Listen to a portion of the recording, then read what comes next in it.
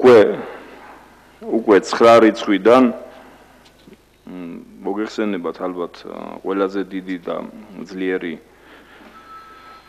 საავიაციო შემოტევა იყო 9-ში დილას, ფაქტიურად ჩვენი ინფორმაციით და არსებული საფრენი აპარატების 2 საავიაციო პოლკი იყო მთლიანად ჩართული აღნიშნულ დაბომბვაში. მე შემიძლია გითხრათ, რომ ხანდახან ცაზე ადგილიც კი არ იყო, რომ ისინი დაბომბვის ადგილზე შესულიყო.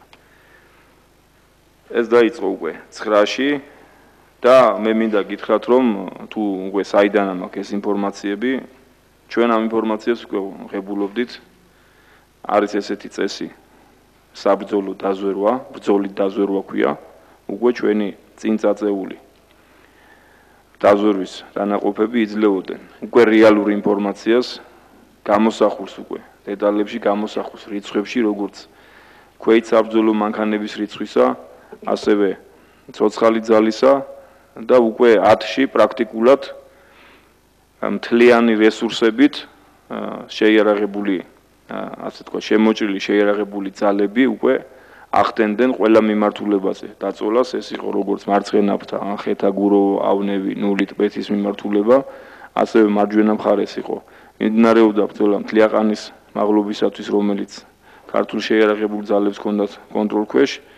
ანუ შემოვლითი გზა, რომელიც არსებობს დასახლებული პუნქტი გუბთიდან ვანათის მიმართულებით, ის გადადის სოფელ სვერის თავზე, არის სოფელი ოტრევი, ჩამოდის ვანათში, ვანათიდან ის მიდის ეგრეთ წოდებულ ანკლავის ყველაზე ესე დასაყრდნელ ადგილზე, სოფელ დმენისე, რომელიც აგრეთვე იმყოფებოდა ქართული შეიარაღებული ძალების კონტროლის ქვეშ და აქვე მინდა აღვნიშნო, როდესაც საუბარია, ცოტას გადაუხევ, ქართული შეიარაღებული ძალების ქცევაზე სამშვიდობიან მოსახლეობასთან, თუ ვინმეს ექნება შემდეგ საშუალება, ნახავს განთავისუფლებული სოფელი დმენისი, სადაც 10 სახლიც კი არ არის დანგრეული.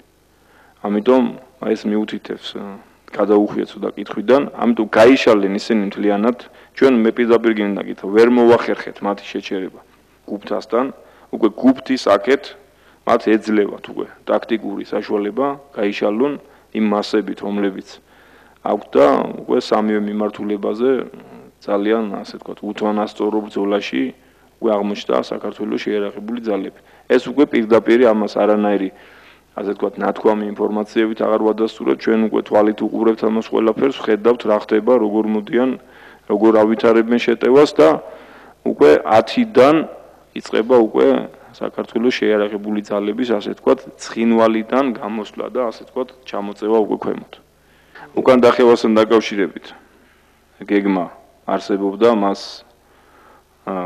იგივე სახმელთო ჯარების სარდალი ხელმძღვანელობდა, მინდა დავაკონკრეტო მამია ბალახაძე, როდესაც დაიხურება სტომა, მე დეტალურად აღვწერ იმ ხაზს, იმ ადგილმდებარეობას, ძალიან ადვილი, ასე ვთქვათ, თავისი მისანიშნებელი ტერიტორიებით და რაც შეეხება ამის ყველაფრის ვარ კმაყოფილი უკან დახევის ორგანიზებულობით. მე მინდა გითხრათ, აქ იყო თხოვნა ჩემდამი, რომ მე ყოფილიყავი გულახდილი, მე სამხედრო ვარ და არა მაქვს უფლება უყურო თვალებში საკუთარ მოსახლეობას, საკუთარ პარლამენტის წევრებს და არ ვიყო გულახდილი.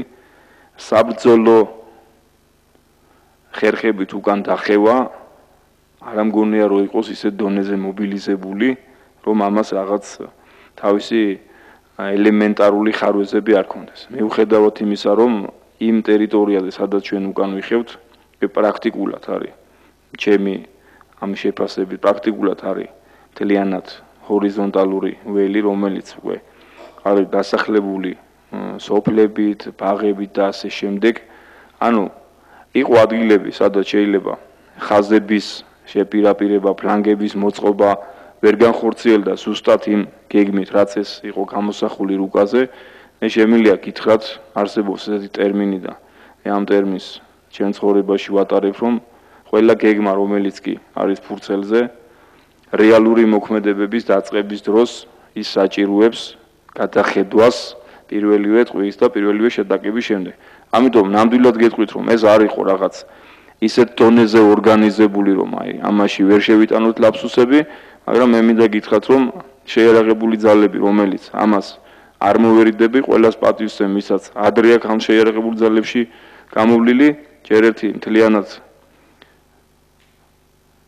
200 წელიწადს ვერ ითვლის, მაგრამ შეიარაღებული ძალები, რომლებიც ვარდების რევოლუციის შემდეგ უკვე რეფორმის გზას დაადგა და ტრანსფორმაციის გზას დაადგა, მე არ მინდა გითხრათ, რომ იქ შეცდომები დაშვებული არ იყო. შეცდომები იყო დაშვებული, მაგრამ ამას ფატალური შედეგი არ გამოუღია. თუ ყავს თუ არა საბრძოლო ტექნიკა ნადავლი, ყავს.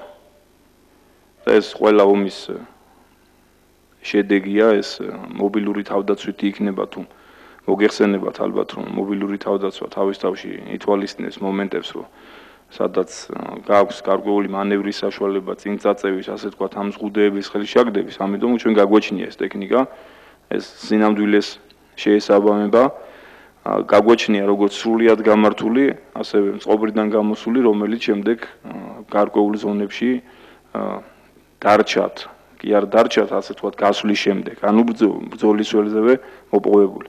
რაც შეეხება მეორე კითხვა იყო რამდენი თვითმფრინავი იქნა ჩამოგდებული. ამაზე ძალიან დიდი პოლემიკა მიდის, ისინი აცხადებენ, რომ ამათ 4-ზე მეტი არ ჩამოუგდიათ, ეხლა არ უნდა თავისი მე ვაცხადებ, რომ ჩამოუგდეთ 19 საფრენი აპარატი. ეს ასე ვთქვათ, ყველაზე ისეთი დაზუსტებული, ვთქვათ, რისი ნახვად შევძელი ჩვენ. მტკიცებულების დონეზე, ხო, ბატონო? მტკიცებულების დონეზე. რამოდენიმე მოახერხა ამის გარდა კიდევ. გენშტაბის ოფიციალურ მონაცემებზე მაგსაუბარ. რამოდენიმე აქტიურად მოახერხა აეროდრომებამდე მიღწევა და ეს ამას არ ვითვლით ჩვენ როგორც ასე ვთქვათ ჩამოგდებულ თვითმფრინავებად. მათ შორის ერთ-ერთი მოგიხსენებათ ტაქტიკური ბომბდამშენი Tu-22, რაზეც ალბათ გამოწვეული რეაქცია ნახა ყველამ.